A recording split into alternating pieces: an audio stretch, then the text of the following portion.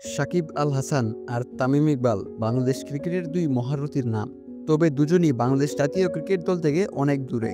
আনুষ্ঠানিকভাবে অবসর নেননি অবশ্য, সে কারণেই চ্যাম্পিয়ন্স ট্রফিতে তাদের পাওয়া যাবে কিনা তা নিয়ে উঠেছে প্রশ্ন। বিপিএল চলছে, তাতে সাকিব আল হাসানের দেখা নেই। চিটাগং কিংসের হয়ে নাম লেখালেও তিনি দেশে ফিরতে পারছেন না। গত 5 আগস্ট পতিত স্বৈরাচারী সরকারের অন্যতম সদস্য ছিলেন তিনি। মূলত সে কারণেই দেশে আসায় অলিখিত এক নিষেধাজ্ঞা ঝুলছে তার উপর। ওদিকে তামিম ইকবাল বিপিএল খেলছেনই না, শুধু রীতিমতো কাঁপাচ্ছেন। সবশেষ ম্যাচেও খেলেছেন 86 রানের এক ঝলমলে ইনিংস। তিনিও আনুষ্ঠানিকভাবে অবসর নেননি, তাই তাকেও পাওয়া যেতে পারে চ্যাম্পিয়ন্স ট্রফিতে। তবে তামিম সম্প্রতি এক ব্লগে আড্ডার ছলে জানিয়ে দিয়েছিলেন জাতীয় দলের হয়ে আর ফিরছেন না তিনি। যদিও আনুষ্ঠানিকভাবে কিংবা বিসিবিকে কিছু জানাননি তিনি।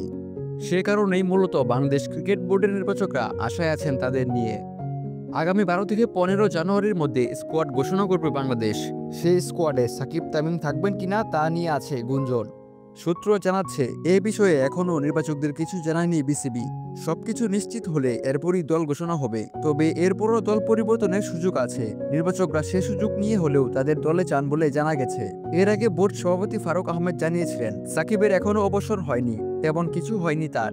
ওর যা ইস্যুগুলো আছে সেগুলো নিয়ে সে মাঝে মাঝে মন্ত্রণালয়ের সঙ্গে কথা বলে।